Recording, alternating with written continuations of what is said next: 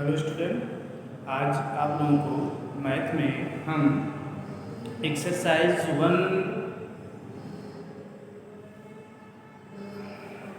1.5 exercise 1.5 से question को solve कराएंगे। तो जो पहला क्वेश्चन है वो है कि प्लूटो 429 BC में पैदा हुए, ठीक है, तथा 348 BC में क्या हुए, उनका देहांत हो गया। तो ये कितने वर्ष जीवित रहे, ठीक है। अब देखिए प्लूटो का जन्म, प्लूटो का जन्म, प्लूटो का जन्म हुआ बराबर 429 BC। तो इसको पूर्णांक के रूप में क्या लिख सकते हैं, -429, ठीक। BC और AD जब आएगा तो प्लस लिखा जाएगा, और जो BC आएगा तो क्या लिखा जाएगा, माइनस लिखा जाता है, क्योंकि ये ईस्वी के पहले का समय है। अगर ईस्वी के बाद का समय होता, ईस्वी का समय होता तो उसमें हम प्लस लिखते, तो ईस्वी के पहले का समय है, इसलिए इसको जब भी पूर्णांक में लिखेंगे तो -429 लिखेंगे, ठीक है। तो प्लूटो का मृत्यु हुआ, AD है 348 BC, तो इसको भी पूर्णांक में क्या लिखेंगे, -348, ठीक। अब ये पूछ रहा है कि कितने वर्ष जीवित रहे, ठीक है। अतः प्लूटो जीवित रहे बराबर -348 -428, ठीक है। अब जैसे जब मृत्यु हुआ उसमें से जब हुआ उतना माइनस किया जाएगा तो कितने वर्ष जीवित रहे क्लियर हो जाएगा, ठीक है। ये रहेगा -348। अब जैसे ब्रैकेट कटेगा तो इस साइड का आ जाएगा माइनस माइनस का आ जाएगा प्लस 429, ठीक है।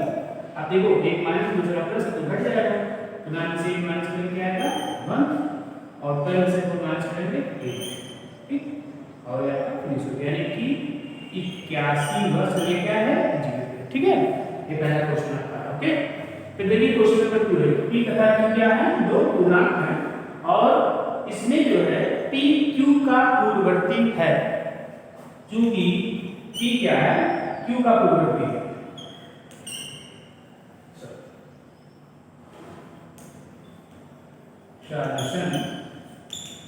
क्योंकि p q का पूर्ववर्ती है,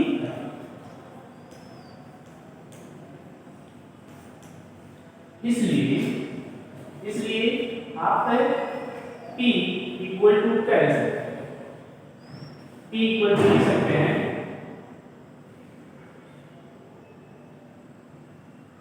सॉरी Q इक्वल टू लिख सकते हैं P + 1। P जो है Q का पूर्ववर्ती है, ठीक है। तो Q का मान क्या आ जाएगा, P + 1 हो जाएगा। और अब इसलिए P - Q इक्वल टू, अब यहाँ पे P राइट कर दिया गया है और माइनस निशान लगाया है, और Q की प्लेस पे क्या आएगा, P + 1, तो ये जाएगा P + ध्यान दीजिए, देखिए P जो है Q का पूर्ववर्ती है, इसलिए Q जो होगा उसे हम P + 1 राइट कर सकते हैं। अब इसमें वैल्यू फाइंड करना है P - Q का, ठीक। P - Q का वैल्यू फाइंड करना है, तो आप इसको देखिए कैलकुलेट कर देंगे, माइनस साइन लगाएंगे, और Q का वैल्यू कितना यहाँ पे निकाला गया है, P + 1, ठीक। तो अब ये ब्रैकेट जैसे यहाँ से हटेगा तो ये साइन चेंज हो जाएगा, P हो जाएगा, और ये क्या आएगा, सब ये भी क्या आ जाएगा, माइनस हो जाएगा। देखो P - Q ये दोनों कट गया, क्या आ गया आपका -1, and P - Q equal to -1, okay. तो इस तरीके से आपका ये दोनों क्वेश्चन सॉल्व हो गया। देखिए फिर से इस बात देख लीजिए दोनों, ठीक है। अब इसको अपना आप स्क्रीनशॉट ले लीजिए और उसके बाद कॉपी में अपने नोट कर लीजिएगा, ओके, दोनों क्वेश्चन। फिर हम अब बढ़ते हैं क्वेश्चन नंबर 3 की तरफ।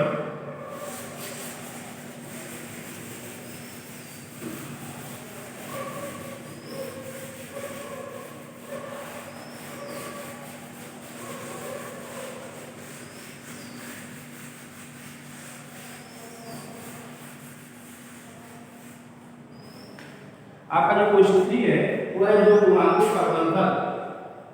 क्वेश्चन नंबर 3, दो पूर्णांकों का गुणनफल।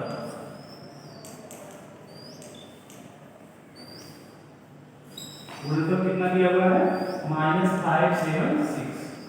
ठीक, यदि उनमें से एक पूर्णांक 64 तो दूसरा पूर्णांक क्या है?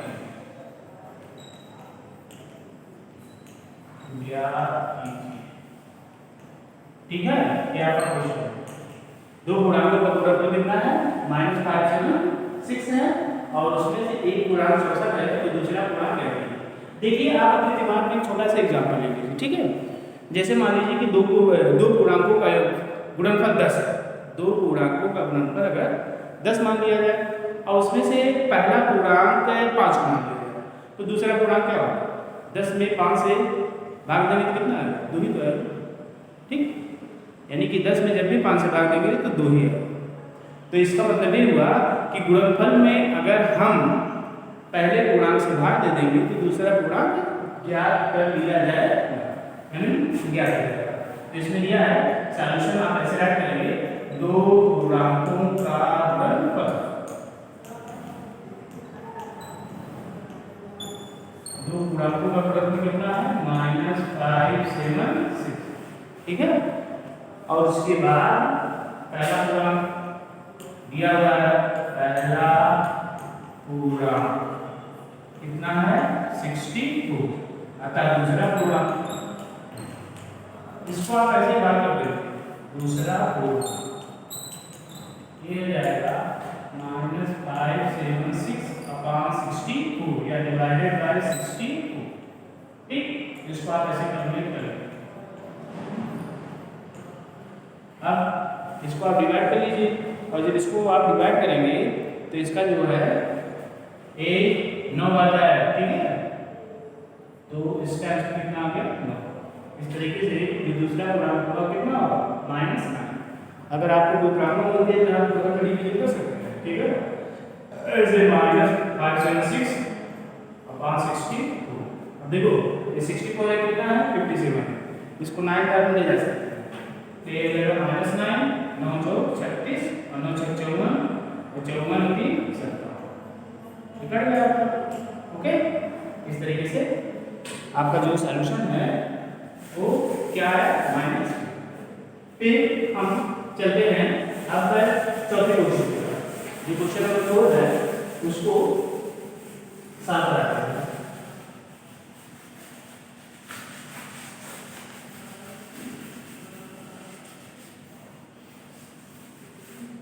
अब देखिए जो क्वेश्चन नंबर 4 है वो भी दिया है कि दो पूर्णांकों का योग,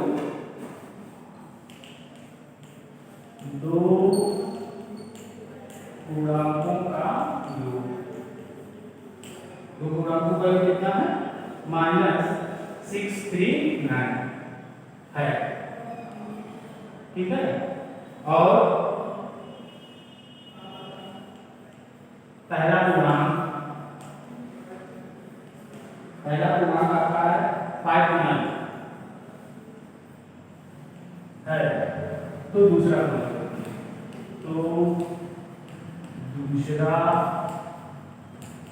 पूर्णांक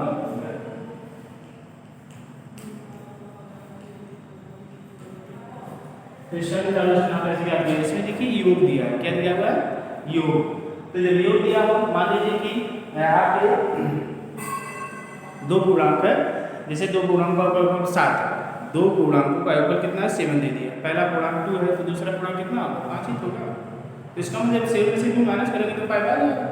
तो अगर योगफल दिया हुआ है, ठीक, पहला पूर्णांक दिया है तो दूसरा पूर्णांक अगर आपको ज्ञात करना है तो योगफल में से आप पहला पूर्णांक माइनस कर देंगे तो दूसरा पूर्णांक निकल जाएगा कि उसका वैल्यू कितना होगा। ठीक, तो इस तरीके से आप इसको राइट कर सकते हैं। इसका जो भी सॉल्यूशन है ये होगा। आप यहाँ पर ऐड करेंगे दो पूर्णांकों का योग, दो पूर्णांकों का योग कितना है -639, -639, ठीक है।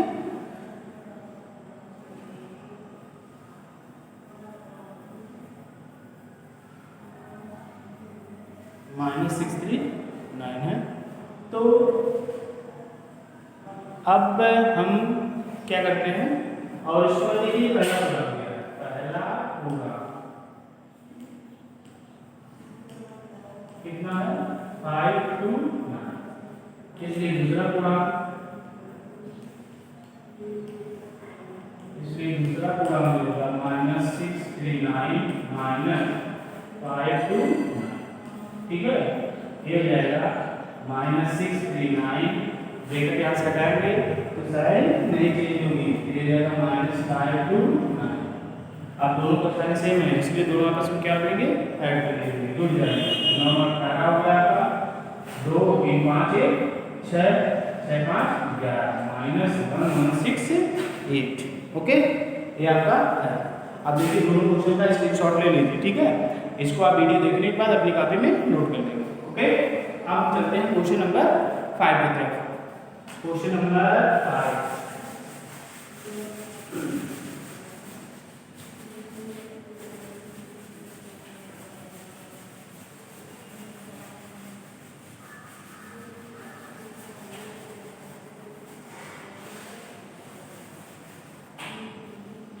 अब देखिए आपका जो क्वेश्चन नंबर 5 क्या है, वो दिया है कि किसी परीक्षा में पास होने के लिए न्यूनतम अंक,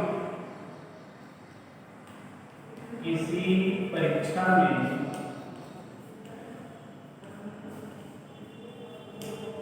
परीक्षा में पास होने के लिए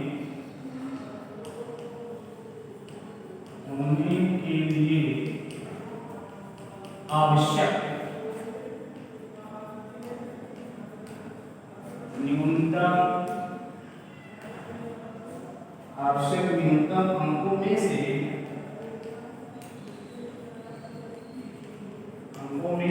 15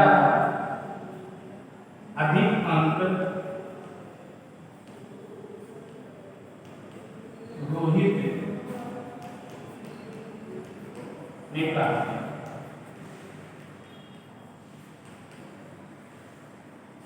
ठीक है। और उसके बाद तथा उनसे 20 अंक कम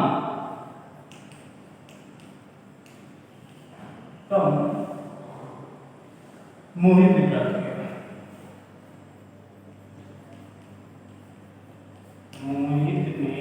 प्राप्त किया, उनके अंकों का आंसर, उनके अंकों का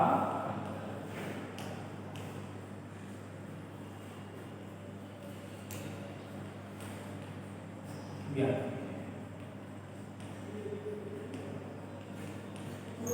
ये है आपका क्वेश्चन, ठीक है। तो इसका भी सॉल्यूशन हम ट्राई करते हैं। ये जो है देखिए, रोहित ने अगर प्राप्त किया,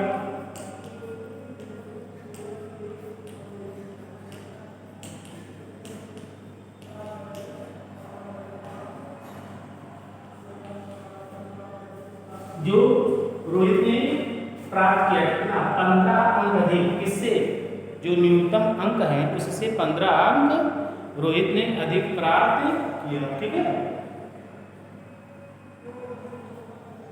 तो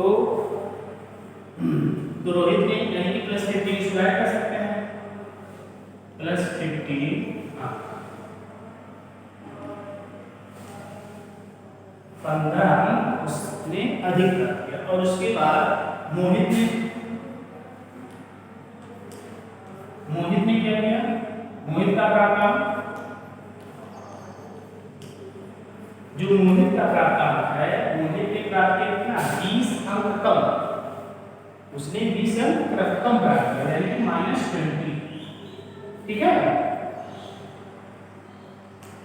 अब दोनों के प्राप्तांकों का अंतर, दोनों प्राप्त अंकों का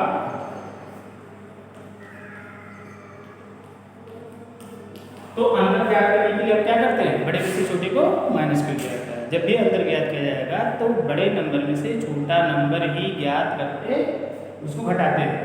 बड़े नंबर में से छोटे नंबर को क्या करते हैं, घटाते हैं। बड़ा नंबर जो प्लस 15 है, ये रहेगा प्लस 15 माइनस 20।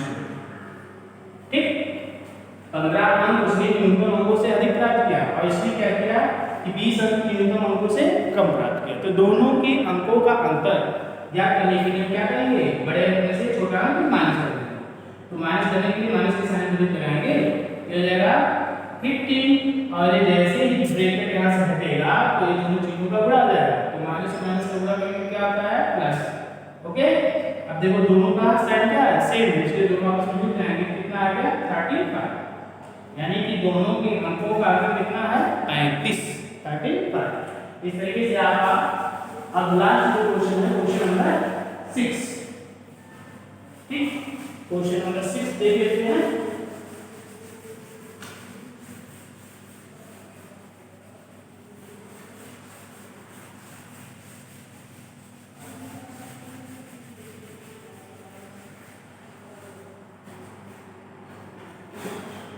क्वेश्चन नंबर 6 है, शाम को 5 बजे तापमान,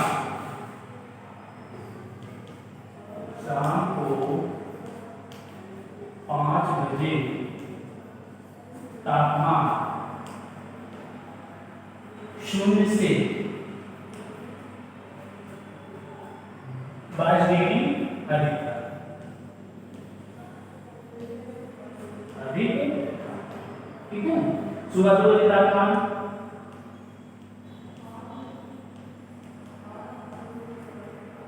सुबह 2 बजे तापमान 0 से 1 डिग्री सेल्सियस नीचे हो